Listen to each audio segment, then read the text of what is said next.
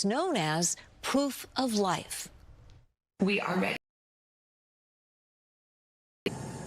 However, we live in a world where voices and images are easily manipulated. We need to know, without a doubt, that she's alive. Now, the Pima County Sheriff's Department has not yet confirmed the ransom note, but in an effort to shut down some of the rumors, and there are so many, they posted this online yesterday. The message reading in part, "At this point, investigators have not identified a suspect or person of interest," going on to say, "While we appreciate the public's concern, the sharing of unverified accusations or false information is irresponsible and does not assist the investigation." They then repeated, "There's no suspect." Now, this morning, it is believed that the FBI is taking a more active role in this investigation, and you could see that in the video posted by the Guthrie family. Experts agree that the FBI's Behavioral Analysis Unit has been called in. That includes profilers who have most likely already worked up a theory on who took Mrs. Guthrie and why. Their analysts, agents, even mental health professionals work closely with local law enforcement, and in the case of a public message like the one we saw with the family, they work with them to make sure what they say will not anger a criminal or possibly jeopardize their investigation. Roxia, Sandra, a lot is happening behind the scenes, and maybe we will learn some more from this media briefing. It's set to start in an hour, and of course, we're going to bring you the latest on that from Arizona, on the mysterious disappearance of Nancy Guthrie. I think that's key, what you just said. A lot is happening behind the scenes, and we as the audience and the public feel like, what's happening? Nothing's happening. We're just hearing the same things over and over, and it's not necessarily us that's going to get that information first. They have to be very careful with what they release and what they do. They are working around the clock on this. Right. Anything they say, the wrong word, the wrong phrasing, the wrong sentence could jeopardize an entire investigation. And in this case, the safe return of Mrs. Guthrie. She's 84 years old, has very, very serious health issues. Mentally, she is all there, the family has said, but physically she has problems walking and that heart medication. She's been without it for 5 days now, and that's crucial. And that explains a lot what you were mentioning, just the tactical reinforcement that these investigators have with the mental health experts, the behavioral analysis. And that is why Savannah and her sister, brother, they were reading a very scripted statement right there, not going off the cuff, because each word matters. And there's something very key in what they said. They talked about their mother. They personalized her. They love her. She is loved. She is light. She is needed by her family. That is to reach the person who's holding her hostage. She is not a thing. She's a person. She's a mother. She's a senior citizen. And that's very important when they're talking to someone in this case. Well, even that individual has a mother, right? So you're trying to be relatable. Reach their heart, to be relatable, exactly. More to come, I know, on this. We will have that. In the meantime, though, we do have an update here. Some big news this morning. Major update to the LA mayoral race. Former LAUSD Superintendent Austin Buettner ends his campaign 1 month after the death of his 22-year-old daughter. In a statement, he says a successful campaign and the job of a mayor requires someone who is committed 24/7 to the job. And right now, his family needs his full attention. Buettner entered the race last fall. He has been an outspoken critic of Mayor Karen Bass and how she has handled the Palisades fire. Yeah, a lot more coming up on Good Day LA, of course. But first, let's check in with Maria. We do have some traffic to talk about. Good Day LA Traffic is brought to you by DTLA Law Group Accident and Injury Attorneys. As we take a look at one of our live traffic cameras here, this looks really good. We go to Orange County. This is Toll Road 241 at Culver, and it looks like both sides moving very nicely. The drive times in and out of downtown LA, it's actually not bad on that West 10 going towards Santa Monica between the 5 to the 405, just 34 minutes, a little less on that North 110 between the 405 to the 10, 31 minutes, and on that West 60 between the 57 to the 5, about 32 minutes there. Here's a look at some of the other traffic hotspots. This broadcast is locally sponsored by DTLA Law Group, Auto Accident and Injury Attorneys. Have an injury? Text Injury Help to 40222 or visit us online at calldowntown.com. Message and data rates and usage may apply.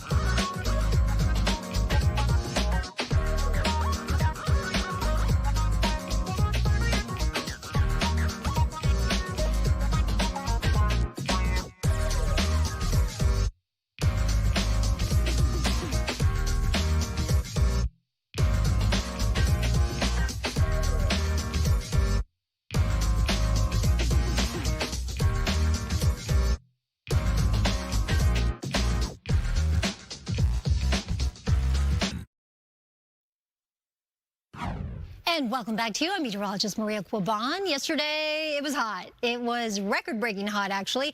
Newport Beach broke a record with that 89 degrees. Long Beach, same 88. Burbank and LAX, 87 degrees, broke their old records. And Yorba Linda, 91 degrees yesterday. Today, a little cooler, maybe around 84. We are expecting some cloud cover to continue to stream up from an area of disturbed weather here to our south. This is also going to bring a 10% chance, not a whole lot of chances, but 10%. We could see some light sprinkles out there today, but more so tomorrow over the mountains and foothills. That low goes away, though, by late Saturday to Sunday, and high pressure will build back just in time for the weekend, and certainly by Super Bowl Sunday, giving us some dry conditions to enjoy the game. And then some changes as this low pressure moves a little bit closer to us. I would say next week, Tuesday to Wednesday, will be the beginning of a real big pattern change, and that could bring us more rain and could stay with us in terms of the instability through the following week, which we need the rain now. It's been a while since we've seen measurable rain, especially in downtown LA. 87 expected today for downtown. We'll wait and see if we reach that high temperature or not, depending on the cloud cover. It will still be warm, though, still above the average. Here is your day planner for Riverside. We're still seeing some sunshine. The clouds will definitely move in a little bit later, and then we're looking at a high near 81 at 2 p.m. And as we look at Thousand Oaks, similar conditions with some increasing cloud cover and getting to those upper 70s a little bit later this afternoon. Back to you. Thank you, Maria. Entertainment is sponsored by Yamava Resort and Casino. Okay, it's Thursday, which means last night, another Masked Singer was voted off, and last night's reveal was pretty as a flower and channeling her father.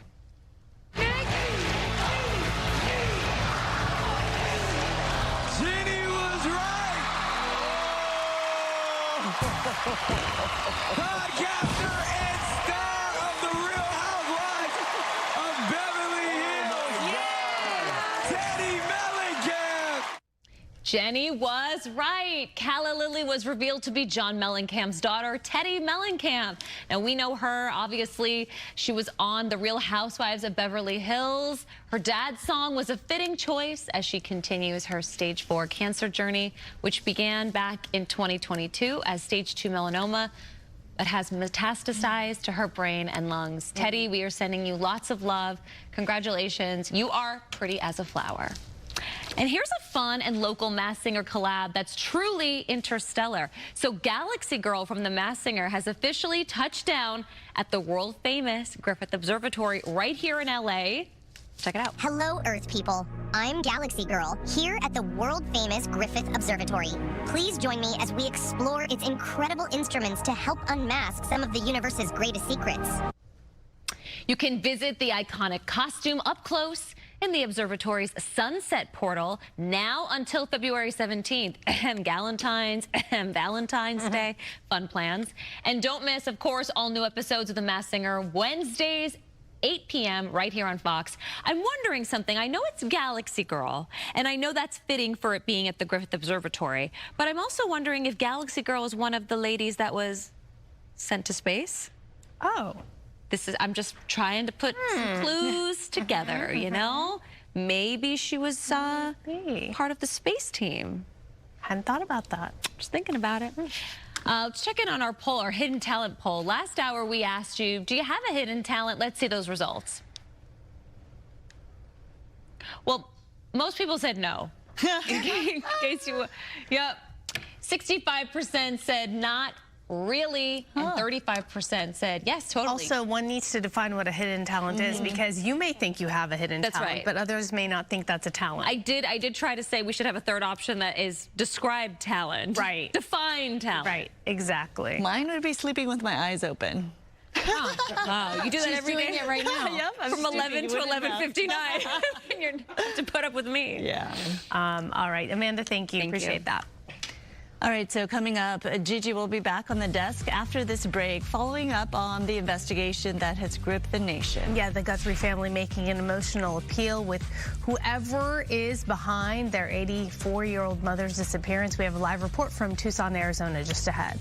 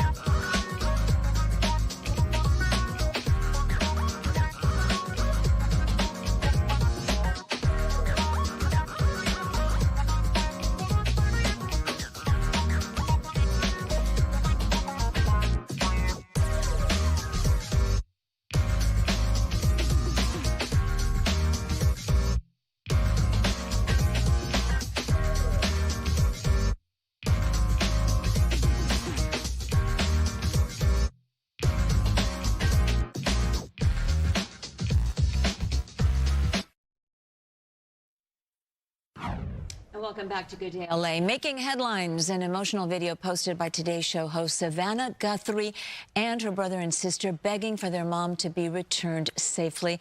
Authorities believe 84-year-old Nancy Guthrie was taken from her Arizona home against her will over the weekend. But investigators say right now they do not have a suspect or even a person of interest. Fox's Kaylee Schuyler joins us now live from Tucson, Arizona, where we are awaiting a media briefing from the sheriff. Kaylee, good morning. In the video that we've seen, Savannah, Annie, and Cameron send a message not only to their mother, but also to someone else, a possible kidnapper. Does that mean that authorities really have that ransom note? Do we know? Gigi, I think all of us are kind of waiting on the edge of our seats to find out here when this news conference is expected to happen in just under 40 minutes. I can get to some of those details here in a second, but when we're talking about that video, it is a very tearful, nearly 4-minute long video where most of the time Savannah and her siblings are describing their mom as caring, funny, and even loving. And they talk about medication she has to take. They say she needs to take it every day to survive. And then when Savannah mentions the ransom video, she looks at the camera and she says, "We're ready to talk, but we need proof that Nancy is alive."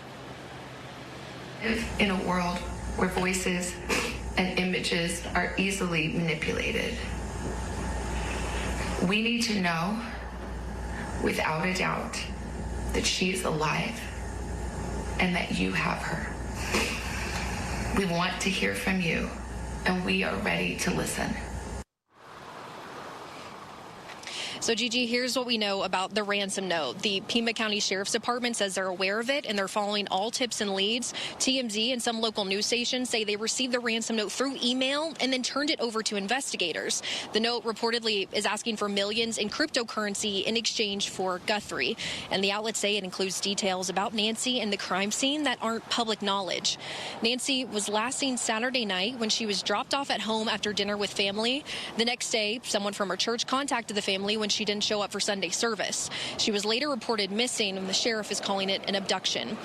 And last night, we saw a lot of activity at Nancy's house. Pima County Sheriff Department, Border Patrol, and the FBI pulled up and put up crime scene tape around the property. They were seen working in the back of the home and also the garage. The Sheriff's Department said detectives were conducting follow-up work at the home and in the neighborhood. But earlier this week, investigators said they had cleared the crime scene and turned the house back over to the family. Law enforcement was also seen at Savannah Guthrie's sister, Annie's home. We saw agents coming in and out of the vehicle carrying what looked like a tripod, so they could have just been helping the family with that video we just saw a clip from. Now, President Trump says he is directing all federal law enforcement to the family and local law enforcement at their complete disposal to help get Nancy back home as quickly as possible. But as you mentioned, in about 35 minutes, we are all awaiting a news conference right here at the Sheriff's Department, Gigi. And Kaylee, locally, the sheriff, the Pima County Sheriff, had cleared the house, saying they had completed their work. Did it come as a surprise that the FBI and investigators returned yesterday and brought a canine with them?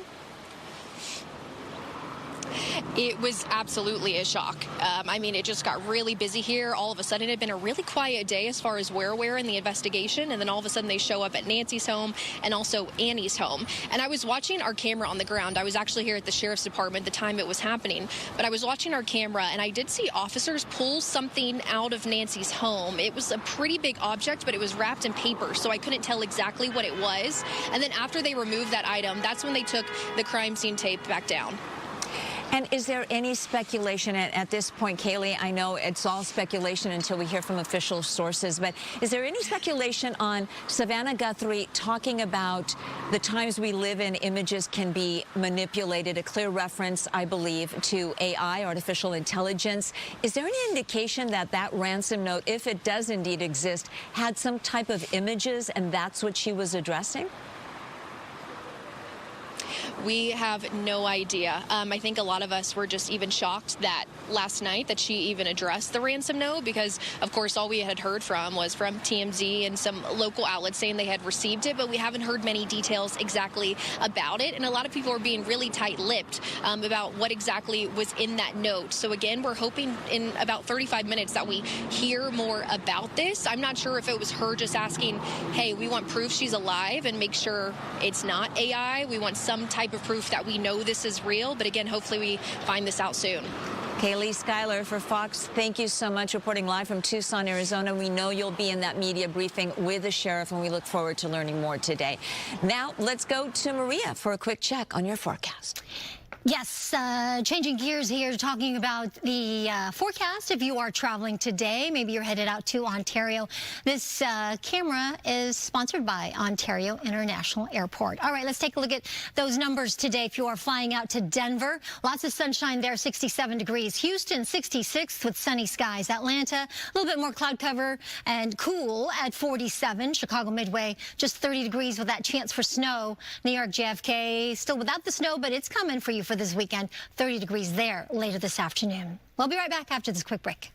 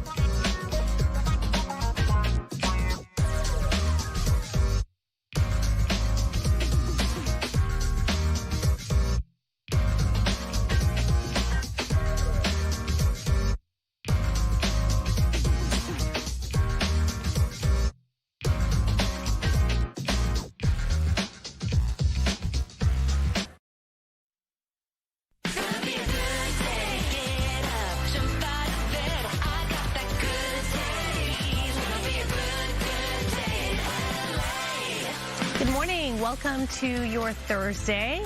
It is 9:31. I'm Roxy Carpadian. And I'm Sandra Endo. Thanks for joining us. Let's take a look at today's headlines. New allegations against Mayor Bass over a critical fire report and growing questions about the city's leadership. How this sets up Rick Caruso for a potential rematch in the mayoral race. Plus, the Santa Clarita Lady Flyers are home after tragedy and then triumph. We'll have more on this emotional homecoming.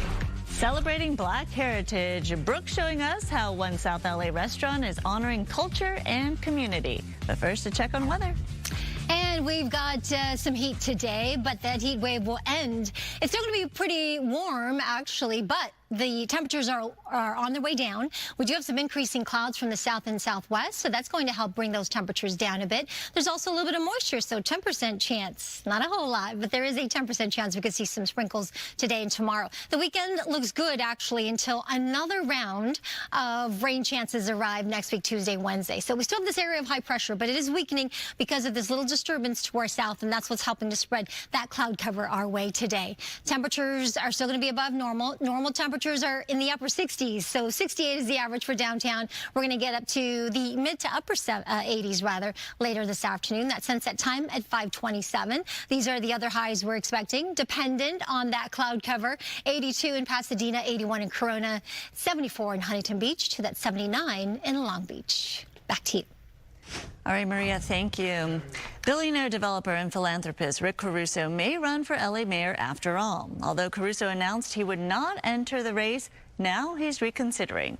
This after the LA Times reported Mayor Karen Bass ordered the LA Fire Department's after-action report on the Palisades fire to be watered down. The mayor denies the report, but Caruso says the Times article has made him rethink his decision on whether to enter the race for a possible rematch against Bass. Incompetence is one thing, but it's very different to mix incompetence and now you've got somebody who is actively lying to the people that she has sworn to serve. It makes me very concerned about the future of LA. Caruso will have to make up his mind by noon Saturday. That's the deadline to enter the mayoral race for the June primary. California homes destroyed by last year's wildfires could see quicker rebuilding timelines as the Trump administration outlines a new plan. EPA Administrator Lee Zeldin announced the plan in Los Angeles. It overrides state and local rules and speeds up the rebuilding process for homes destroyed during last year's deadly fires. Zeldin says the new order will still help wildfire survivors slash local red tape. Now that you get to 1 year in, the frustration starts boiling over, not just for somebody who hasn't yet been able to rebuild their home, but for the President of the United States directly and personally. The Small Business Administration says less than 15% of all homes destroyed by the fires have received necessary approvals for rebuilding. Data shows about 3,000 applications have been approved, with more than 1,000 homes under construction.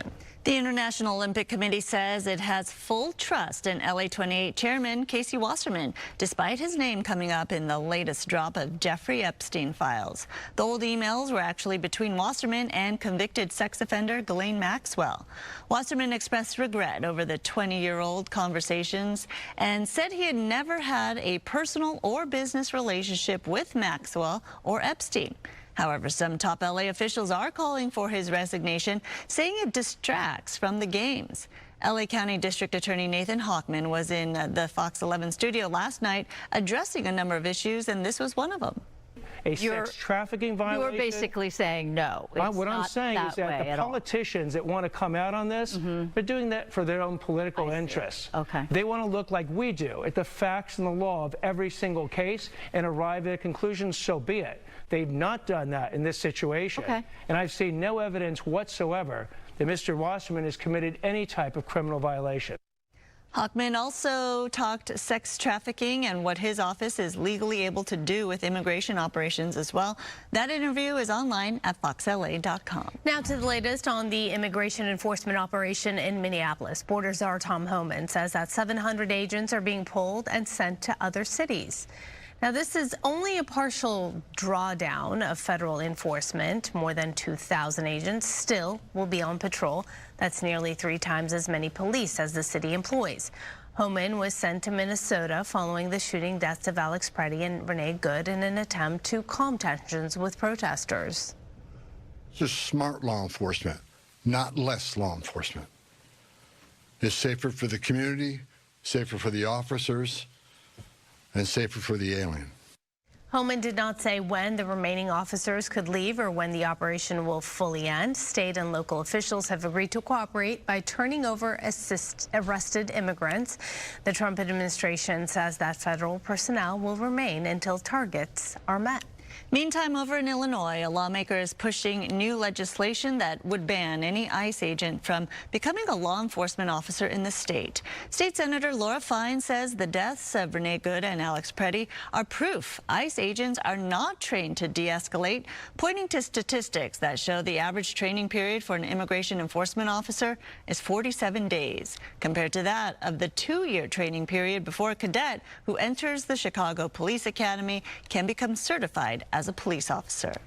A federal agency launching an investigation into Nike over alleged discrimination in the workplace. The Equal Employment Opportunity Commission says it opened an investigation into Nike to determine if its hiring, layoffs, and other practices discriminated against white workers. The agency says it looked into whether the company's DEI programs violated anti-discrimination laws. The agency demanding that Nike comply with a subpoena for information. Pinterest is firing staffers who created an internal tool to track hundreds of layoffs at the company. Last week, Pinterest announced it will be laying off just under 15% of its workforce as part of a broader restructuring in favor of AI. After the announcement, several Pinterest engineers created software to identify which colleagues were losing their jobs. Pinterest CEO Bill Reddy called that behavior obstructionist and decided to fire them too. Reddy says his employees should consider a job elsewhere if they're working against the direction of the company and disagree with its mission. Utility bills may be even higher this year for millions of Americans, according to a new study. Nonprofit organization Power Lines found that electric and gas utility companies asked state regulators to approve $31 billion in rate increases last year. That is more than double the $15 billion they asked for in 2024. Power Lines says that electricity and gas are now the fastest drivers of inflation. The increased requests come as big tech companies continue to build AI data centers across the U.S., with some utility companies attributing the higher costs to the unprecedented demand for the centers. While many of the rate increases requests have been approved, some are still pending approval. Project Angel Food is celebrating a big expansion this morning. That's right. So let's check in with Coco live in Hollywood with a closer look. Hi there. Okay. Hey there, that's right. We're talking about a major milestone for Project Angel Food. You recognize some of these faces, by the way. We have muralist Robert Vargas. Good morning. We also have executive chef John Gordon with Project Angel Food. These are two very important people, so I'm excited to be speaking with both of you. I'm going to start with you, John. If you can talk about what today means. You've been with this charity for so long. Well, it means a lot. It's new beginnings, I feel. We come from a small little group of people wanting to help people to a huge endeavor to help many more people. So it means a lot. And tell us about your food and how it benefits the community. So sorry. So we focus on nutrition, plain and simple. We have several different categories. We have a team of nutritionists. We have a team of chefs. We have a team of kitchen assistants. And everybody's focused on nutrition for our clients. And we get it out there and we make sure that people are eating correctly. Well, thank you so much for your work, John. Huge event underway starting shortly, as you can see. Got to bring in Robert. So talk about your feelings today. I'm doing great. Happy to be speaking with you. Your murals on this building as well. Yeah, it's incredible to be here for the opening of the Chuck Lorre Family Foundation Kitchen and Campus.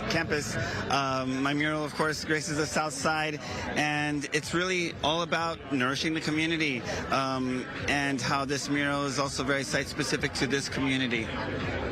And talk about some of your work and projects that you've got coming up. Currently, I'm painting a series of 5 murals. I just unveiled the first one a couple of days ago. I begin the second one today, later this afternoon. And they're all about advocating for humanity. The title of the series is called We Are Human. Love that. We are human. Well, thank you so much, both of you, for speaking with me to really help celebrate this major milestone happening for Project Angel Food. I'll send it back to you. Such a great organization. What a time for them. It's very busy behind you, Coco. Thank you. A local hockey team is back home after tragedy and then triumph. The Santa Clarita Lady Flyers just returned home after winning the Western Girls Hockey Championship in Colorado. But before the tournament began, their team bus was involved in a terrible accident that took the life of hockey dad Manny Lorenzana, the father of one of the players. The children bravely chose to play through their grief, and Manny was honored on the ice. They will always remember him, especially smiling when he watched his daughter live on the ice. And Manny Lorenzana was an incredible father who was sitting there to watch his daughter play the sport she loved. Several players on the bus also suffered injuries ranging from minor to severe, but all are expected to be okay. New this morning, the California Post is reporting that the Dodgers will head to the White House to celebrate their World Series win. A White House official exclusively told the Post that the team has been in touch with the administration and plans to attend, but the date has yet to be set. The team has gone to the White House after each of their 2 recent World Series championships, visiting with President Biden in 2021 and President Trump last April. Affordable, healthy, and culturally relevant meals. That's part of what Urban Comfort Foods provides to people in the community. That's right. Brooke is live in Carson with more on some of the delicious food they have on the menu and, of course, their mission. Hi, Brooke. Hey, it's really cool. You know, when you think about, the African diaspora, right? You know, we all started in, people who look like me, we all started in Africa hundreds of years ago. And because of the transatlantic slave trade and we're everywhere, right? We're everywhere. And that all has kind of shaped little mini cultures everywhere that are still connected at the root. And it's really cool that they're kind of bringing them all in together. So here you're going to have flavors of the Caribbean, flavors from different countries in Africa. You're going to have flavors from the Americas and more. It's pretty awesome. We were just talking about, like, plantains is so different, like whether you are in Puerto Rico, whether you are in Jamaica, it's going to be made a little different. But again, the roots are still the same. Coming over here, you're nodding. So I'm like, I'm getting it right. You know what I mean? Like, tell me about this place and kind of how you had this idea. It's really cool. Yeah, so we wanted to represent and honor the African diaspora through our table here. Our goal was to expand upon what we already had as children.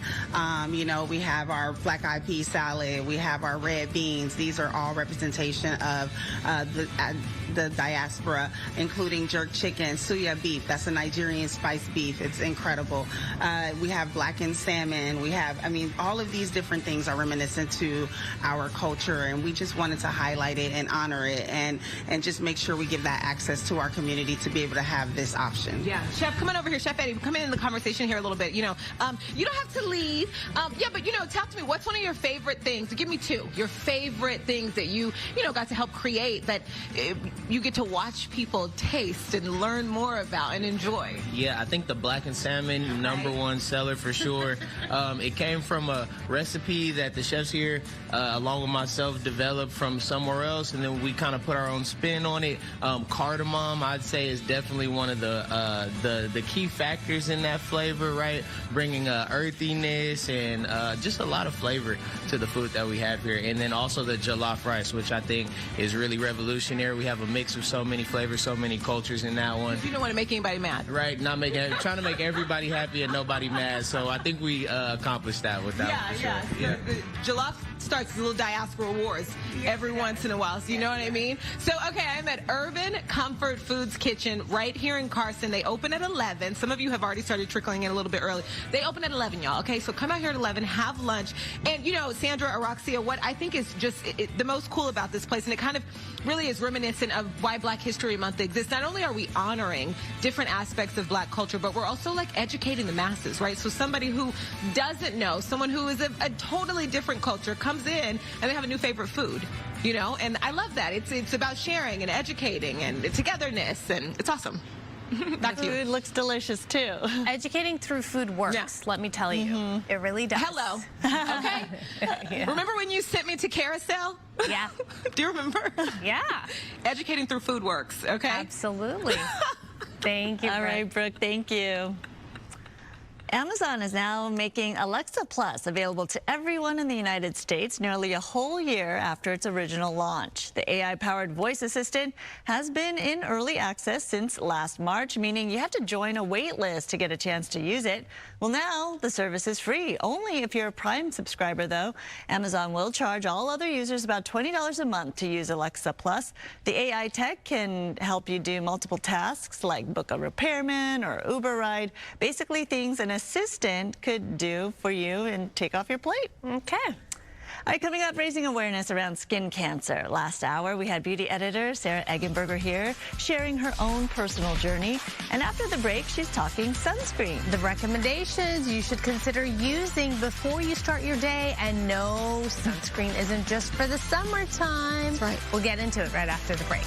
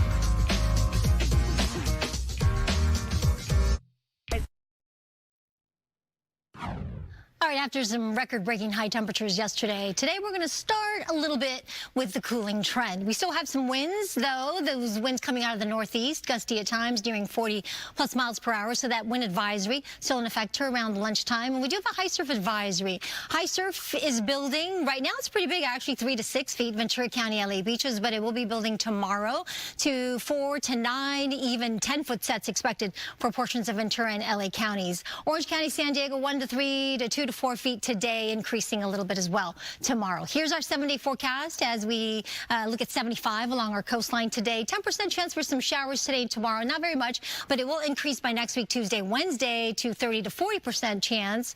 We'll wait and see how the models continue to develop. And of course, we'll have a really updated version of the forecast by Monday. But today, 87 for downtown LA. That's still very summer-like. Depending on how much of the cloud cover will roll overhead, we may adjust that a little bit down downward. But tomorrow, definitely going to feel the difference. 71 degrees. And then certainly by next week, Tuesday, Wednesday, we'll be back down to the 60s, maybe even below average by Wednesday, with that chance for rain, 40%. 85 for the valleys and the Inland Empire today. Low 70s by next week. 59 up into the mountains. Beautiful for Sunday, though. Sunday, Super Bowl. In fact, Saturday and Sunday will both be pretty nice. But next week, Tuesday, Wednesday, big changes. High desert, 70 degrees today, down to just the 50s by next week. And as we look at the Coachella Valley today, 80 with a mixture of some sunshine and some cloud cover. More sunshine for the weekend and Monday, and then that chance for showers there as well next week, Tuesday and Wednesday. Back to you. Maria, thank you. Last hour on Good Day LA, if you were watching, Sarah Eggenberger shared her skin cancer journey, and now she's using that experience to help others protect their skin. And just a warning, the photos you're about to see are a bit graphic. Yeah, a tiny red spot was found on her nose, as you see right there, and it seemed like nothing at first. After battling basal cell carcinoma, she is using her voice to tell others that sun protection is a non-negotiable. Sarah is the new beauty senior editor at large. She's here to show off her sunscreen wardrobe. I love how we phrase that. It's perfect, really, for any occasion. Sarah, welcome back. Thank you. Nice to see you. It's amazing to me when we look at that photo because it didn't look like anything, and then it became a big thing. Exactly. And that's the thing, is if you feel uncomfortable with something that's happening to your body, get it checked, because you don't know what's happening underneath your skin. And the thing with skin cancer is you don't feel any symptoms. It's all visual. So make sure you're doing your own skin checks, as long as scheduling those skin checks. And wear your sunscreen, no matter if it's cloudy, sunny, whatever. Every day, all day long. Summer. Right, yes. Exactly. So you have some ideas for us, some good products that we should be using every day. Yeah, so these are some of my fan favorites, and then also ones that are recommended highly. So this one in particular, Ulta MD, this is the gold standard of sunscreens. Dermatologists recommend this because it is going to give you your full protection. I love this underneath my moisturizer, or underneath my makeup, excuse me, because you don't get any of like that extra like product on your skin. I have it on right now. Yeah, so you get the full coverage. This is an SPF 46. This is their clear, which is my go-to. And you get that full coverage on your skin without any type of residue. And you know you're protecting your skin and it's safe. This is also really good for someone who's sensitive or more irritable skins, don't tend to react to the sunscreen. So if you do say like, hey, I can't use sunscreen, I break out, you can use this one. Dermatologists recommend that one. Exactly. And this is what I'm using right now, your next one. I love that because this is a really lightweight, easy to use sunscreen. And this actually came over, and you can buy this on Amazon, but I'm going to put a little warning out there. Make sure it's from a verified source, because there were some dupes out there. So if you get this and you don't like it, that means you got a bad one. This is actually an incredible sunscreen because it is a little bit lighter on the skin. And so you can wear this really easily underneath your makeup, and then also on a daily basis without clogging your skin. If you don't mind, if I can put some on. I like you this can one just as well, see it goes on white, but it just is like putting a moisturizer on your skin. It doesn't feel like sunscreen. What I like about that, it's really light, but I always wonder if it's doing its job. So this one you recommended, right, for a little bit more coverage. For more coverage. This is your physical coverage. And so if you want to have a coverage because you're going outside for a soccer game, or you're going to go running, or something where you're outdoors, this is my go-to because you're going to get that full level of protection. Plus you get also all the other science that comes with this line. And so it's really healthy for the skin. If you just rub it in, it doesn't have that white appeal to it anymore. And so that's all I recommend, is even though you might see the whiteness when you first put it on, just rub it in and that all goes away immediately. This one's pricier though. I'm looking at the prices. It is a little more pricey, and you do need to be cautious with it, but it's because there's so much science backed in this line, and that's part of the whole reasoning with this line collection. And don't forget, sunscreen on the go. Yeah, so this is part of it too. This is Glow Recipe. This is a stick, so it's not messy. You don't have to worry about getting your hands.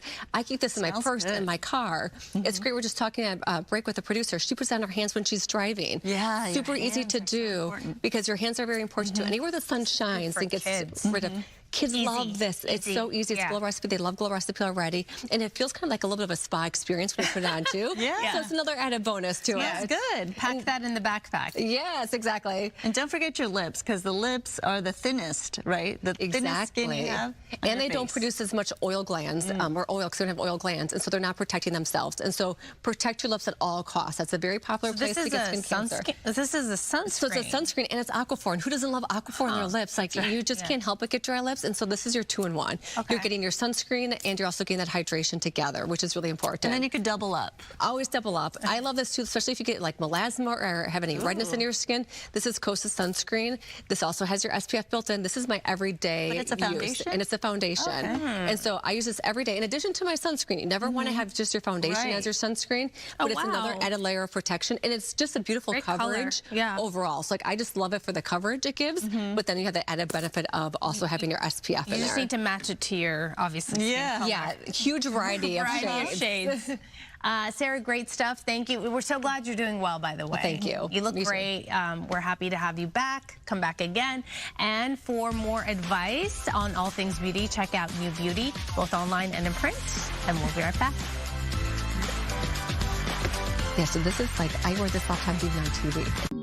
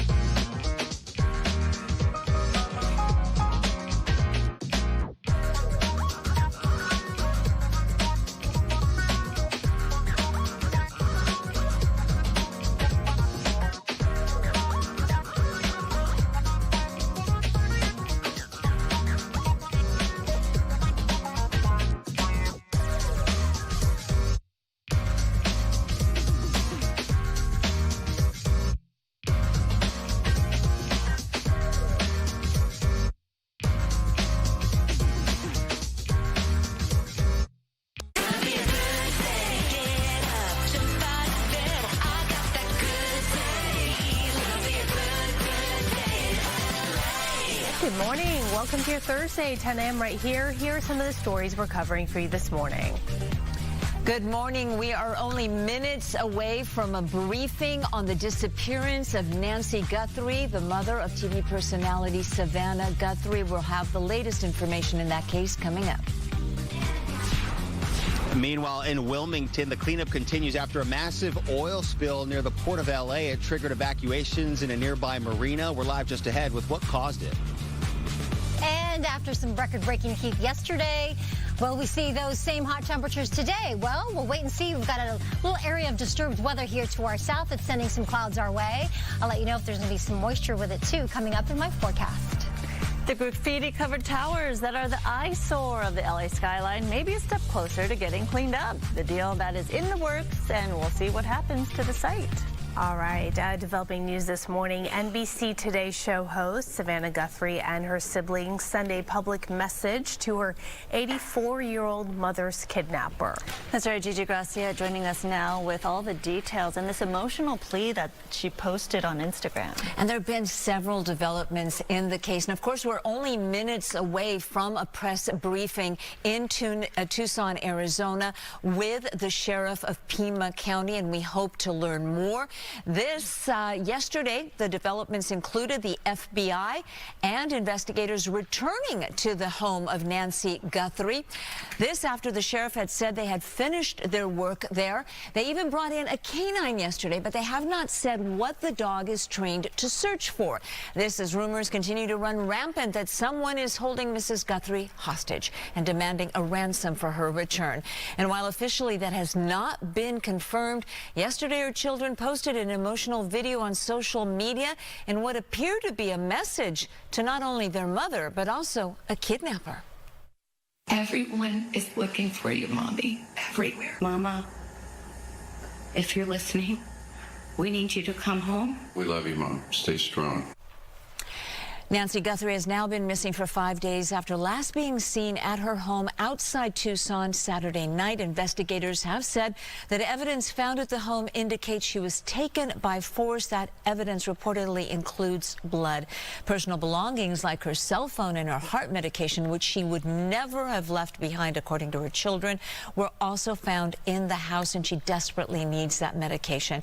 Now, NBC News is also reporting that Mrs. Guthrie's pacemaker, which was connected to her cell phone, last updated around 2 o'clock Sunday morning. That could help narrow down the timeline of her disappearance. And while not saying who the recorded message is directed at, Savannah Guthrie says the family wants to talk, but first they need to know that Nancy is alive. We are ready to talk. However, we live in a world where voices and images are easily manipulated. We need to know, without a doubt, that she is alive. Nancy Guthrie missing now 5 days. She disappeared on Saturday, although Sunday morning, that seems to be an indicator as to when she was last inside her home.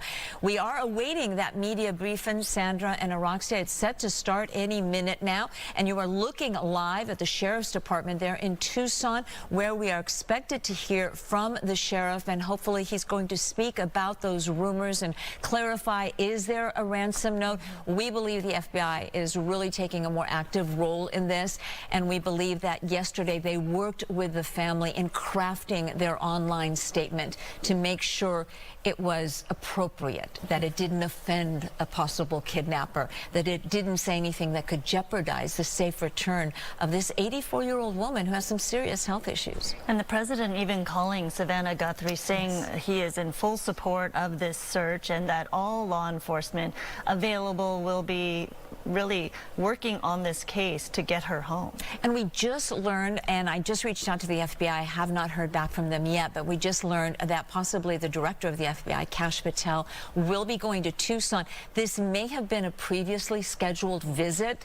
The FBI director often goes to cities to visit the local FBI offices there. We don't know, but we do expect that if he does indeed go to Tucson, he'll be talking about this case.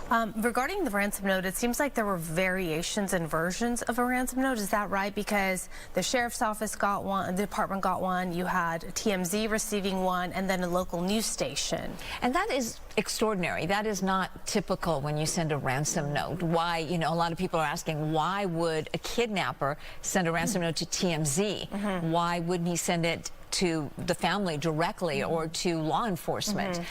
So we need to find out. You know, the sheriff has only said they take every lead seriously and they're going to investigate absolutely everything. So they're looking into the credibility of those ransom notes. And lastly, I was just wondering, because the investigators pulled away from the home, right? They were done. They went back to the home. Now, during that course of time, was the home sealed off, or were people able to just walk up to that house, because there could still be evidence there? You know, the sheriff had said that they had finished their work. The yellow tape came down at Mrs. Guthrie's home. It's about 6 miles northeast of Tucson. So the scene was cleared. Whether anybody decided to go there, you know, the family may not be ready to go inside the home just yet. We don't know. But a lot of retired FBI agents, a lot of analysts are saying that crime scene has now been compromised. And that yellow tape went back up yesterday. They brought in a canine. No word yet on what type of a canine. You know, those canines specialize in different things. They detect human, a live human, a scent. They detect human remains. They can detect drugs, accelerants, so many different things. We don't know what that canine was brought in for. All right, more to come, obviously, and keeping an eye on that news conference, and when it gets underway, we will take you there. In the meantime, we're going to take you here, though, Exposition Park. Stu, over a scene there. Stu, fill us in. Well, this is happening, like you said, Expo Park, but it's actually on the Science Center property, right in front of the Rose Garden. It is an officer-involved shooting with the suspect deceased here on scene. What led up to the officers coming to this location, unclear. But what we do know as fact is that that suspect did have a rifle when officers arrived. Something happened during that confrontation, and shots were fired. No officers injured, but that suspect, they actually had LA City Fire Department rush by here as quickly as possible.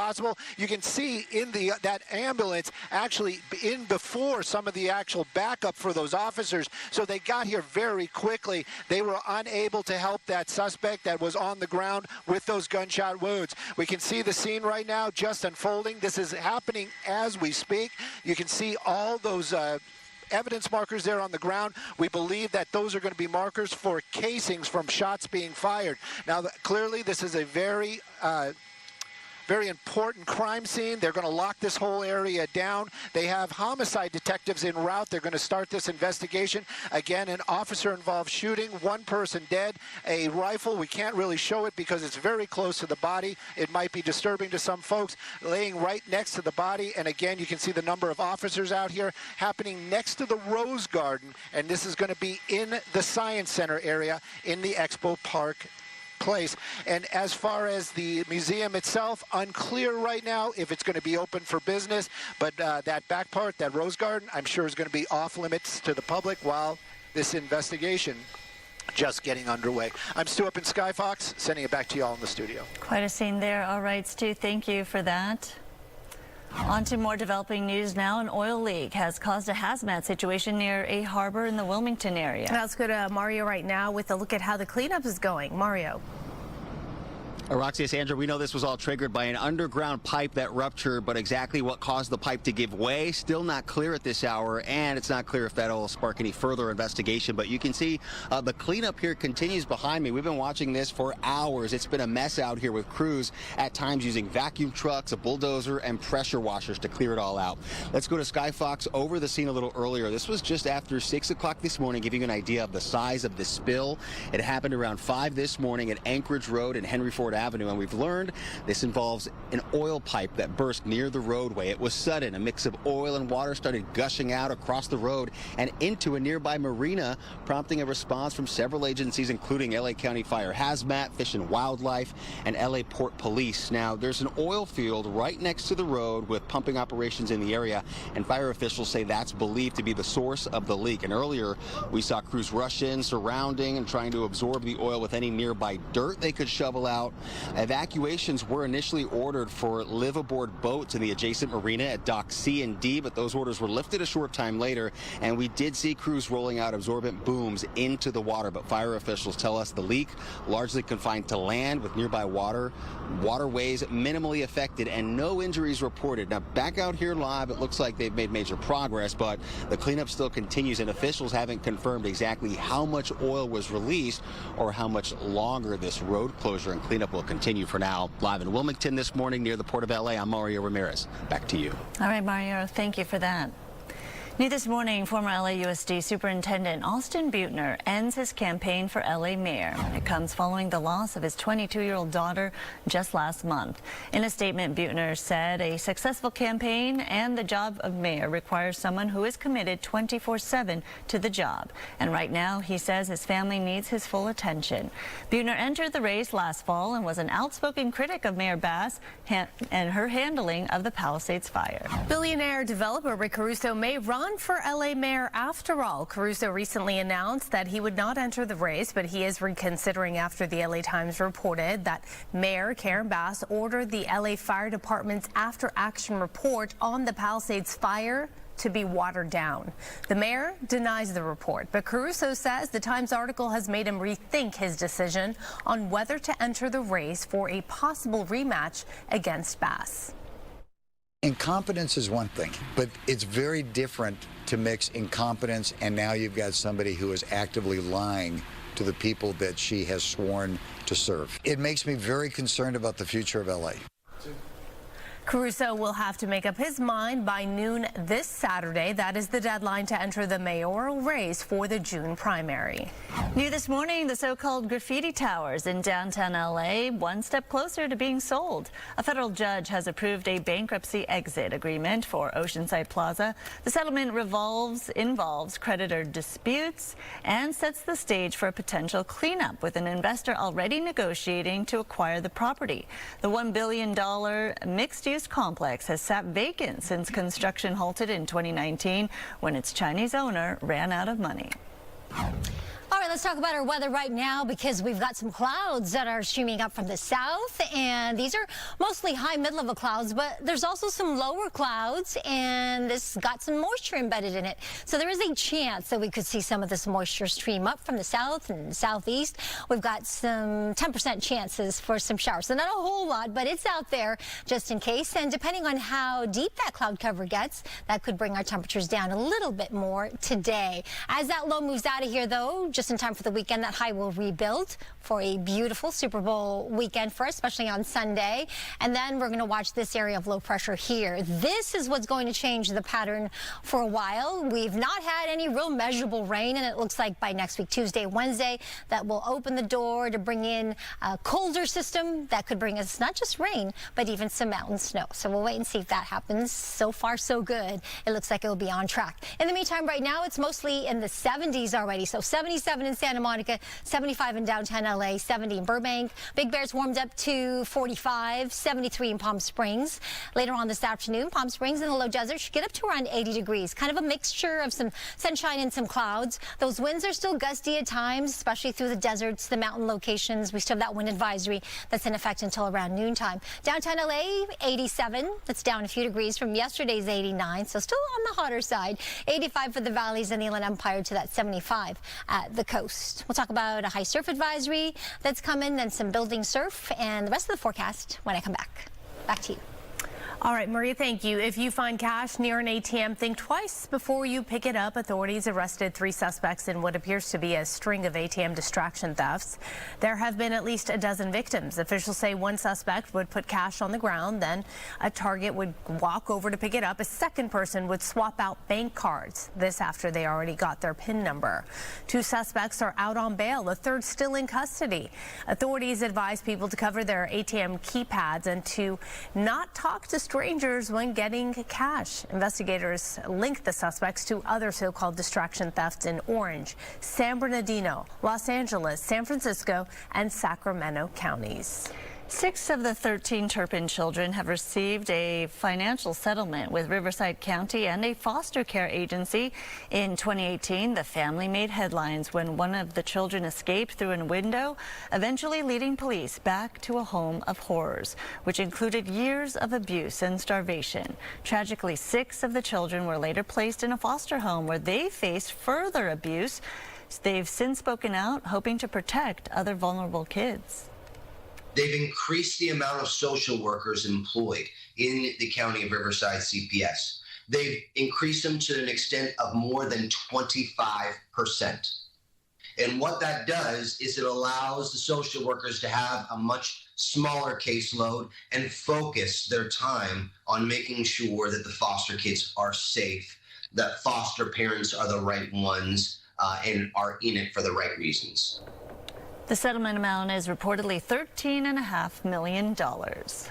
Byung-Soo Kim has been named the new president of the University of Southern California. The Board of Trustees called Kim a next-generation president who can advise the university during this era of unprecedented change in higher education. The 53-year-old has been serving as the interim president since Carol Folt's departure last year. Kim was previously USC's top lawyer. He is the son of immigrants, Korean immigrants, both of whom went to graduate school there at USC.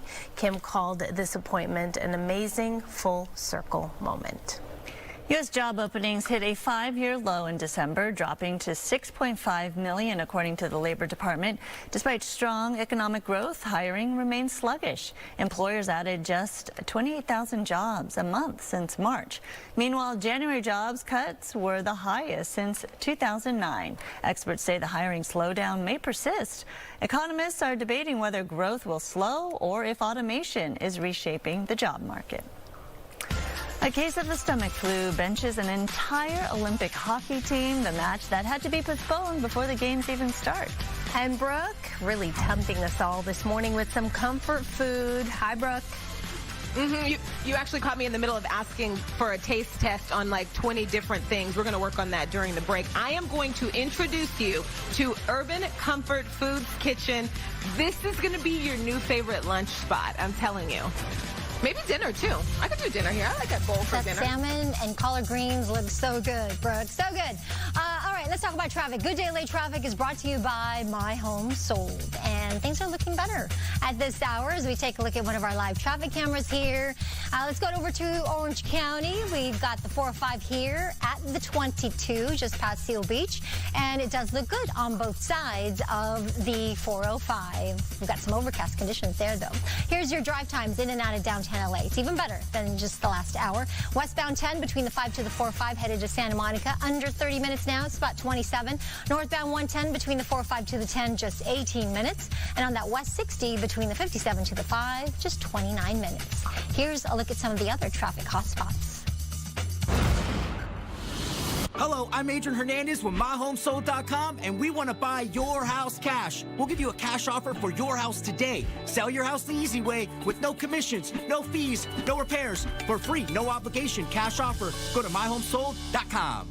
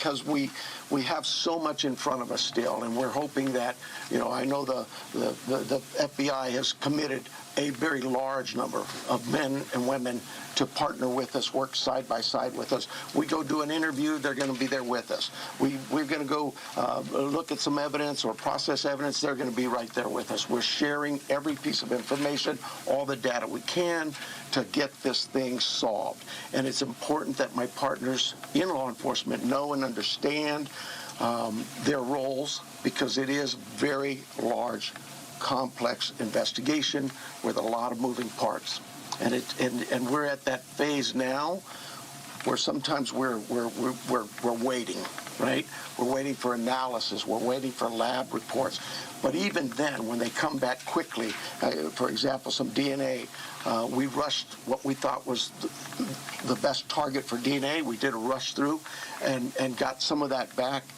The results were minimal. I think you all know the blood on the porch. That was one we did. It came back to Nancy. That's what we know. But there's still more items that have been submitted. We just haven't got them back yet. But in the meantime, we're not just sitting on our haunches waiting. We do have a number of leads coming in, and that's why we brought in the FBI for one, but PCRIT as well, to be able to get out there and handle these leads as they come in as quickly and as expeditiously as we can.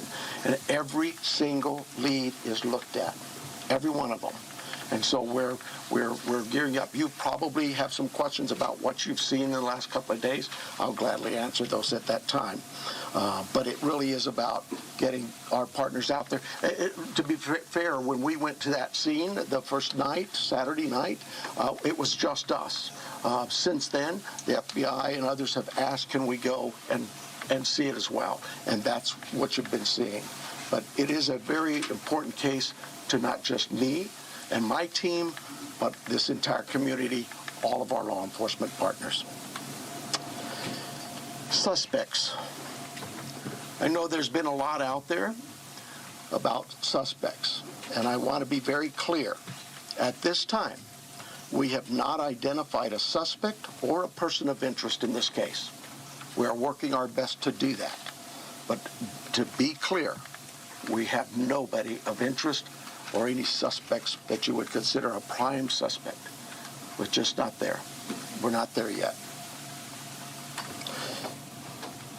The timeline, I think we've got it on the board, do we not? This is a timeline that we have been able to develop with some of the things that we've had processed. Various pieces of electronics that we've gathered. And you look at some of this, and I know you're going to say, well, why did it take you so long to get this to us, Sheriff? Well, because one thing, it's got to go out and be processed at different lab sites, and sometimes that stuff comes back to us, and like you, we have questions. And we say, wait a minute, what is this about? What about this? Could it be that? And so it's sent back, or it's sent somewhere else. So, and that's happening with all of the things we see, that process, that review, and that questioning of, all right, what is it we're looking at? So I'll go over it with you. You can see it on the board there, but at about 5:32 p.m., these are approximate times. 5:32 p.m., Nancy travels to her local family's home for dinner and playing games with the family. Just visiting. At 9:48 p.m., which is very consistent to what we were told by the family, that Nancy was dropped off at home, and we know that because we have a garage door open at approximately, I can't stress that enough, at approximately 9:48 p.m. At 9:50 p.m., that garage door closes, which is that time we assume that Nancy's home and probably going to bed. Sunday morning, early morning at 1:47 a.m., the doorbell camera disconnects. At 2:12 a.m., software detects a person on a camera, but there's no video available. They had no subscription, and therefore it would rewrite itself, it just kind of loops, right, and covers up. That's what our analysis teams have told us. We're not done with that. We'll do all we can, but that's what it says. So that detects a person on camera. Could that be an animal? I imagine that's possible. We don't know that. We just have no video. But we're not giving up on that. 228. Nancy's pacemaker app shows that it was a disconnect from the phone. And at 11:56 a.m., the family checks on Nancy and discovers her missing. And at 12:03 p.m., 911 is called in to the Pima County Sheriff's Department. I believe it's about approximately 10 minutes later, 12 minutes later, our patrol teams arrive. They see the scene, and we start our response with our search and rescue teams and our detectives from homicide and various units. In fact, every unit here, I think somebody questioned, how come there's an ICAC member out here or this member? Everybody in our criminal investigations team is a part of this team and part of this investigative effort. I think with that, let me make sure.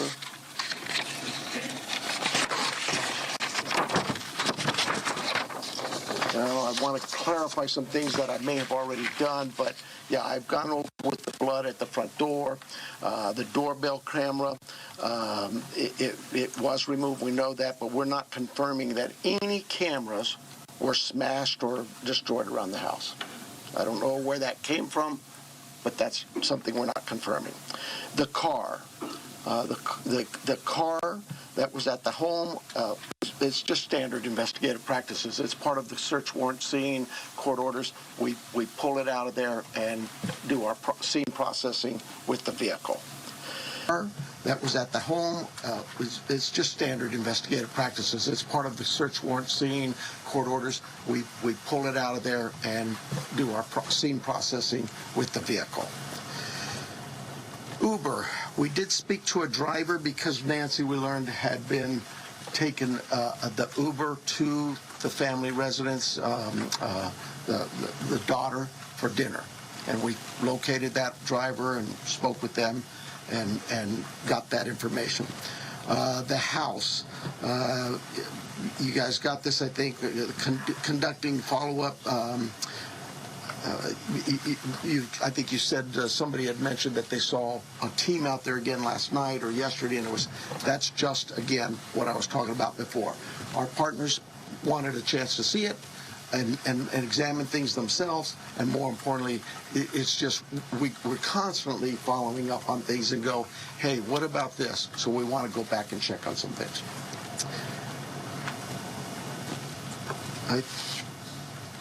Here's the other thing. Someone had mentioned there was forced entry. I have no clue where that comes from. We have been very consistent. We are not discussing that at all. Whether it's forced entry or not forced entry, that is something we're just not discussing. So I don't know where anybody got that information. I think I am about done with my piece of this. I'm going to bring up here Heath Yankee, and I think you know him if you haven't been here. John Edwards is the assistant agent in charge with the FBI here at the Tucson office. Heath Yankee is the special agent in charge for the state of Arizona out of Phoenix, and he will come up and speak.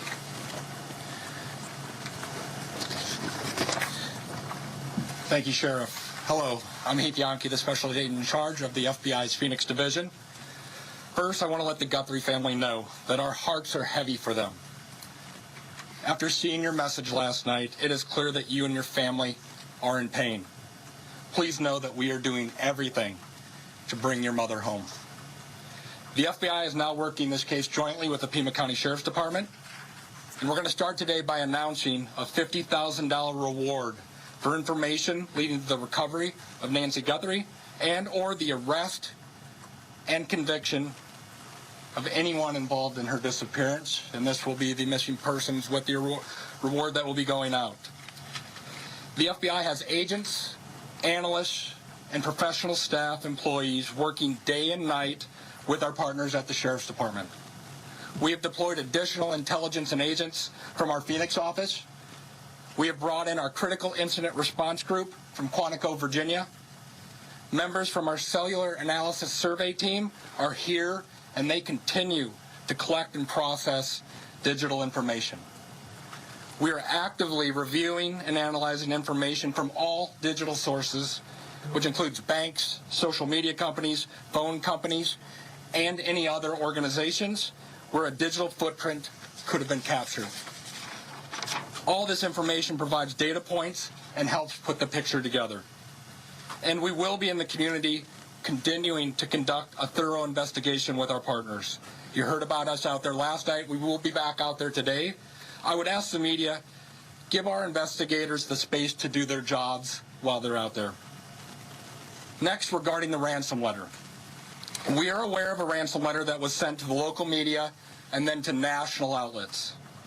As with every lead, we are taking it seriously. We are in communication with the family, and while we advise and recommend from a law enforcement perspective, any action taken on any ransom is ultimately decided by the family. Thank you to those in the community that have called in tips. For anyone out there that may have information, no matter how small you think it may be, please report it. You can do so by calling 1-800-CALL-FBI or online at tips.fbi.gov. My next message is to those imposters who are trying to take advantage and profit from this situation. We will investigate and ensure you are held accountable for your actions. We have made one arrest related to an imposter ransom demand, and a complaint will be presented to a magistrate judge later today. You will get more on that from the FBI and our U.S. Attorney's Office here in Arizona when it becomes available. To anyone that may be involved, do the right thing.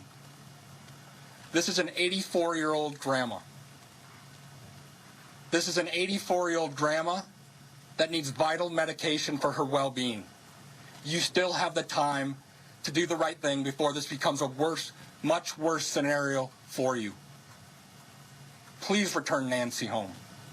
Thank you. All right, so do you want to call me or You can call him up. Okay, so the first person we're going to start with the list is going to be NBC National, Liz Prince. Right here. Can you walk us through that timeline from when you believe, if you look at this here, from 147 to 228, what you think happened there, and what particular software would have detected somebody on camera? Yeah, I don't. I know we know the software that was there, but I'm not. I'm sorry, I'm just not in the weeds. I know that. Think of your doorbell cameras. Somebody walks up. My wife's. If I walk up, she gets an alert, and it's usually something like that. A person's detected. So to understand then the follow-up, one, does that mean that it was about a 45-minute span that the suspect or suspects would have been on the property? And then also, does this essentially mean that you've cooperated with the tech companies and you can officially say that no surveillance video is available from the home? We know that the tech company that we sent that camera off to, yes, they've said they've run out of ways to recover any video. Next person's going to be ABC News, Aaron Katersky. Yeah. I'm sorry, was what 45 minutes? Can we say it's about a 45-minute span that somebody would have been on the property then, from 147 to 228? Yeah, I think those times speak for themselves, and it is about, like I say, those are approximates, so yes. I'm sorry, who was next, did you say? Aaron Katersky, ABC News. Hi, Sheriff. Thanks very much. Is there information that you are purposefully withholding because of the active investigation that might be leading you in a particular direction? You know, this is no different than any criminal investigation that we conduct here. Law enforcement has conducted investigations since 1865 here in Pima County. We're always mindful of what it is that's in front of us and what we should release and can release.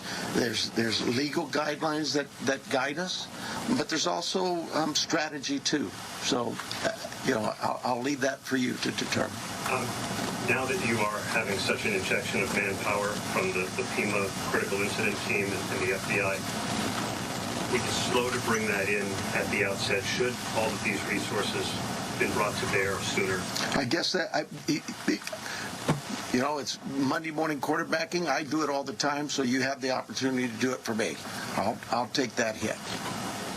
CBS News, Jonathan Vigliotti. Sheriff, over here, has there been any proof of life, and has there been any sign of life? I'm going to, anything to deal with the ransom notes and that, I would defer to the FBI, but no, to my knowledge, we're still looking for Nancy. And for my follow-up question, if I can speak with the special agent, what was it about this apparent ransom note that now 3 days on, you first haven't been able to validate, and second, it warranted informing the Guthries of its existence? So the ransom note that was sent out there, obviously every lead in this case we are taking extremely serious. But not everyone is presented to the family. Why this one?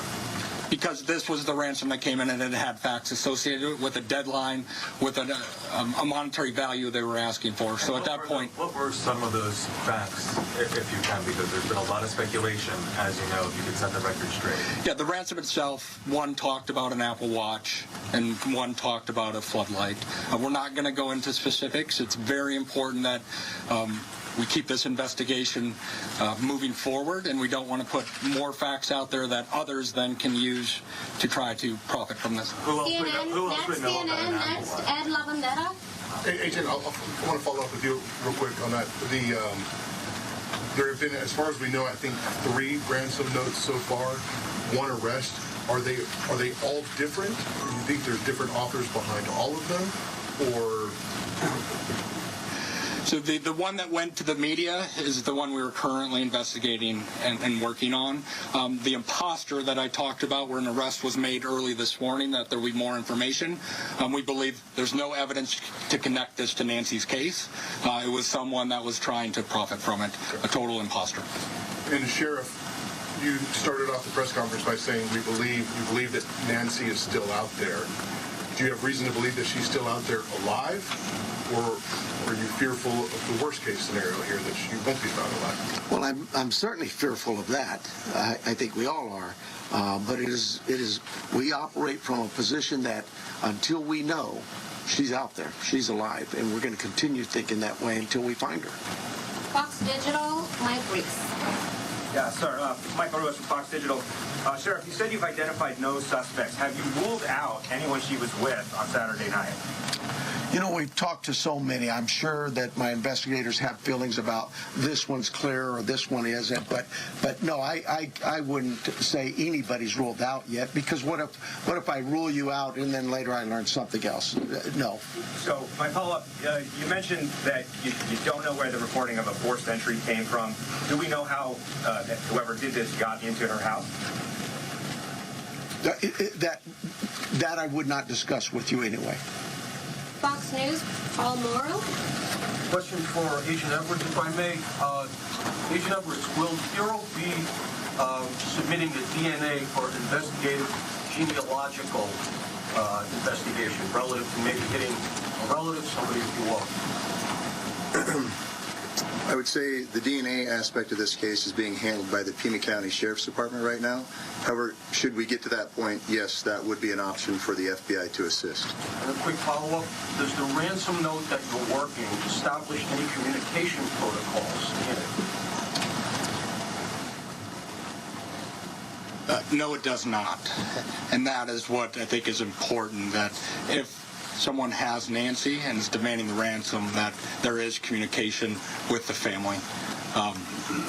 We talked about there has been no proof of life, and there was no other demands within that letter. So they're still waiting for communication. ABC affiliate, Ashley Holden. Right here, Ashley Holden. When you say the doorbell camera was disconnected, do you believe that camera was taken? We do not have it in our possession. We've not located it. And then a follow-up. I know that we've been hearing a lot about ransom notes. We were also hearing in that video that was put out by the Guthrie siblings, and I don't know if this is a question for the FBI or yourself, but the challenges of seeing an image and knowing that it's real. Could one of you address that? Has the family received correspondence, any images, videos? So we're not going to go into facts regarding this part of the investigation. I think part of that message was with AI these days, you can make videos that appear to be very real. So we can't just take a video and trust that that is a proof of life these days because of the advancements in AI and trying to actually get a proof of life that we can verify. But we're not going to go into anything the family may or may not have received. KOLD, Catherine Patterson. So in regards to a timeline on that ransom note, is that being an impact in your investigation? Are we nearing that timeline? I'm sorry, one more time. So in regards to the timeline in the ransom note, are we nearing that timeline? And is that playing a part in the investigation? We're not going to go again into specifics of that part of the investigation with the ransom note other than what we've put out there. We've been transparent. We're talking about we are working that ransom demand, but we don't want to go anything further than that could impact any opportunities. So thank you. Is there any additional physical evidence at the crime scene other than the technology that you guys are using for this timeline? Is there anything else that's helping you guys other than really the technology? Well, I think I said on day one is that it's technology that's going to really help us solve this case. But no, I mean, you know, we did do a process of that scene for biological evidence, so we're still hopeful that maybe something will show up there as well. Arizona Republic, Richard Relas. Agent Yankee? Yes. We saw on the scene, I believe it was you, taking a tripod into the home of the sister. How involved was the FBI, if at all, in creating the video? Any advice for the family? I would say we use our expertise and provide consultation and advice anytime a family would ask for our advice in a kidnapping. It's ultimately the family's decision of what they put out and any messages they put out. But we were, obviously, you're all documenting every move we make. We were there last night in talking with the family. But every decision is theirs. Right, that was a tripod and a ring light. And Sheriff Manos, you said the blood was found on the porch and on the front stoop. Just wanted to verify that. I say porch, front stoop. It's all in that same general area by the front door. Front of the house. Front door, yes. Given her medical condition and the fact that it was her blood, as you say, what would her medical condition do with her recovery if she indeed bled out or was bleeding when she left the house? Well, again, I've got to be careful for HIPAA, but I would say this. We know she is in need of medication, daily medication. And we also know that this is day 4 or 5, and still we don't know that she's getting her medication. That could in itself prove fatal. And for the, that'll get a question. For KGUN News, we have Craig Smith or Athena. I'll get that for you. I'll do that. Craig? KGUN, Athena. Okay. Have you been in communication with anyone who you believe could be the kidnapper? You know, it goes back to what we talked about. Nobody's eliminated, but we just really don't have enough to say, this is our suspect, this is our guy, we know, or our gal. We just don't know that. And it's really kind of reckless to report that someone is a suspect when they could very well be a victim. It just, I bring to you, to the media, I plead with you to be careful of what it is we put out there, because we don't have anybody here listed as a suspect, and you could actually be doing some damage to the case, but you could do some damage to that individual too. This is social media is kind of an ugly world sometimes. And how far out have you expanded your search? You know, I would tell you this. Look, nothing's off the table. If we get a lead that there's somebody, hey, you've got this over here or over here, we're going. And that will expand and expand and expand. I think the FBI, with their billboards, they're now planning to put those up at every state around here, at all of our neighboring states. So, yeah, we use you, the national media, the FBI with their national outreach, to affect that for us. But as far as the actual investigation, naturally the scene is the primary, and we just keep spreading it out as we get more and more leads. Court TV, Cody Thomas. Hi there, Sheriff. Actually, my question is for Agent Yonke. You know, we saw Savannah Guthrie and her sibling family put out that video last night on Instagram addressing, you know, the tragedy that this is, but also addressing the ransom letter saying they're ready to talk. My question is, did the FBI or any other agency help them craft that message to put out on social media? Like I said to the previous question, we have an expertise when it comes to kidnappings. And when families want advice, consultation, expertise, we will provide that. But the ultimate decisions on what they say and how they put that out rests with the family itself. And as far as suspects, I know we haven't identified one, but what type of suspect or suspects do we think we're dealing with here? At this time, like the sheriff has said, there is no primary suspect identified, so it could run the gamut. So. KPNX, Troy Hayden. Are you actively investigating the son-in-law in this case? Well, there were reports earlier this week, and you refuted that. You said you haven't eliminated everybody. Have you eliminated him or come close to it, or are you actively looking at him? We're actively looking at everybody we come across in this case. Everybody. We would be irresponsible if we didn't talk to everybody, the Uber driver, the gardener, the pool person, whoever, everybody. It's so cliche, but everybody's still a suspect in our eyes. That's just how we look at things and think as cops. Does that mean we have a prime suspect? No, and the family's been very cooperative. They've done everything we've asked of them, and we want that relationship to continue. And sometimes people can be mean out there, and that can really harm us and harm our efforts. Did you find blood anywhere else in the home besides the porch? The only DNA evidence we've got back is on the porch. We prioritize things and we rush things, and those items we put out to a lab to rush it. And even then, it's 2, 3, 4 days. The other items could take 10 days, 20 days, but we saw the importance of that blood. It came back to Nancy. So it was only there, it wasn't anywhere else in the house? I don't know that. We processed the house for biological evidence, and we've not gotten anything back. Newsmax, Sarah Williamson. Hi there. My question is just piggybacking off our colleagues here about how far this search has gone. When it comes to doorbell cameras, you say technology plays a critical role in this. Have you been actively door knocking the neighbours and businesses and collecting those doorbell cameras? And is there anything that has come up there, and how far is that? I can't tell you whether things have come up or not, but we have door-to-door. I think we're still doing door-to-door, not just in that neighborhood, but other neighborhoods. Just as leads come in and take us somewhere, we're going to do those things. Okay, and just to follow up as well in regards to the video that was released by Nancy Guthrie's children last night, just to clarify, that was not coordinated with any law enforcement beforehand, and that you hadn't seen that video before it was released? No, the FBI is handling all things with the ransom. I think the answer was yes, we were there. The media was there. We can help coordinate, provide that consultation, but that is the family's decision of what they film and what they put out. Fox 10, Justin Liu. Agent Yonke, this one's for you.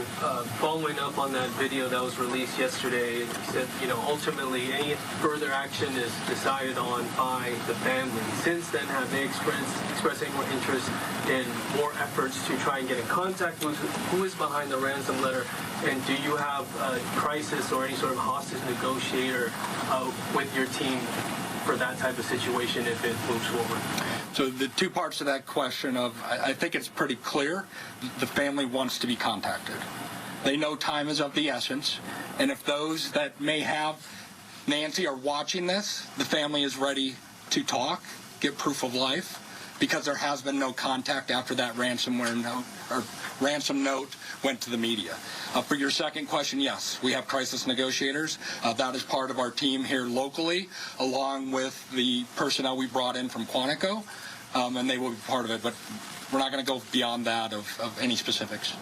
Sheriff Nanos, taking down the crime scene perimeter after Monday's investigation and really opening access to that property to everyone else, was that something you would do differently looking back, knowing that, you know, federal authorities also conducted a search yesterday?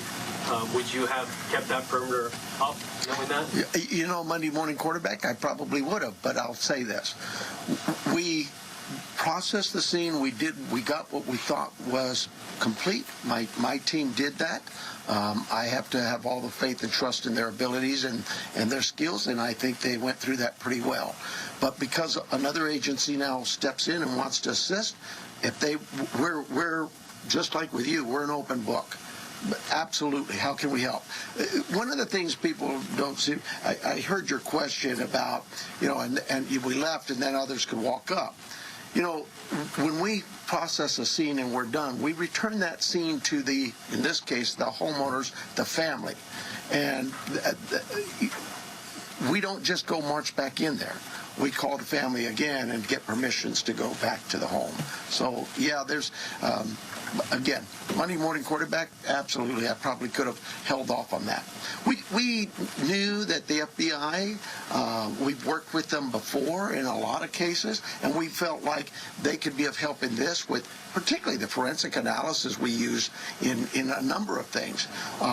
But at the start of this thing, we weren't sure what we had, and as the day progressed, we realized that there could be more to this, and we started in that. Remember, it was a search and rescue mission the first few hours, and we transitioned that over to a criminal investigation. With that, brought in our partners from the FBI and others. Have you heard from President Trump on the resources? I was actually going to ask about that. We saw the message yesterday. Are you next? Yeah. Okay, I'm sorry. Following up on that, we saw the message from the president yesterday. Have you personally received any communication from him or No, and I wouldn't expect that. He, too, is a busy man, right? And I would say this. We thank him for him opening up his entire law enforcement team was put out yesterday, and we know, you know, I know my local reporters here know. We've always worked well with all of our partners in law enforcement. Maybe it's something unique to southern Arizona and the rest of the country doesn't see that, but this isn't new for us. We've done this. Gabby Giffords, I headed up that investigation many years ago, and we worked side by side. Could not have got things done if we weren't with the FBI on that. And just the other question, this being a border state, have you guys had any communication with Mexican authorities? I have not. I work closely with the Mexican consulate, as other consulates, being the sheriff, but no, I've not heard from them. Arizona Univision Madres. Hi, Sheriff. My question is, do you know, it's a two-part question, do you know what medication Nancy uses? And have you checked the local pharmacies and pharmacies around the state where they bought her this medication to keep her alive, to keep her healthy, while we still look for her? So we do know what medications, and we have contacted pharmacies. Probably need to go back to just make sure that they didn't, maybe we contacted them early on. I know that night, Sunday night, Saturday night, Sunday morning, I know we were doing all the hospital checks, and that check was continuous every hour, going back out. And physically in person, deputies were going to each local area hospital and asking them to check their logs. My second question here is, I know you're looking for her in Pima County. Are you looking for her across the state now? And so, if there's a particular area that you're focusing on right now? Well, we're looking for her everywhere, right? The FBI just made an arrest on a tip that we got that we thought there could be something here. It's statewide. The billboards are going to be out there across the country. We take leads from everywhere, and where those leads take us, we'll get there. MS Now, Alex Talbot. Agent Yankee, do you have any reason to believe that Nancy Guthrie may be being held outside of the country? Is that something that you ruled out at this point? We don't have any of that information. We haven't ruled anything out. Like the sheriff said, we will follow the facts wherever they take us, whether it is outside of the state of Arizona or over the border. We will follow the facts and go there. But we have no indication anything over the Mexican border. And you mentioned on the ransom note there were details about the Apple Watch and the floodlight. Yep. The ransom notes that were sent out to TMZ, KGUN, and KOLD, are they all the same ransom note? Do they contain the same details in each of those individual ransom notes? The ones that I am tracking and aware of were the same that went to TMZ also. News Nation, Brian Enton. Agent Yankee, sorry. Yes. When did the first ransom note arrive? And the reason I ask is because the Apple Watch has been in the news and on social media, and you could see like floodlights on video. So was it before those things were out in the world? I don't have the specific time frame as I sit here today of what time it came in, but that you are right. Anyone could see a floodlight hanging down, could have seen some of those things. The watch has been talked about, so that timing is tricky, but that's why we're taking it serious no matter what and following the leads on that. But I don't have the time frame that the first note came in. All right, there you have it. You've been listening to the Pima County Sheriff's Department. They're giving a news briefing, updating us on the very latest. We have more to come on this on GDLA Plus, including a live report from Tucson. So I'll give you another shot.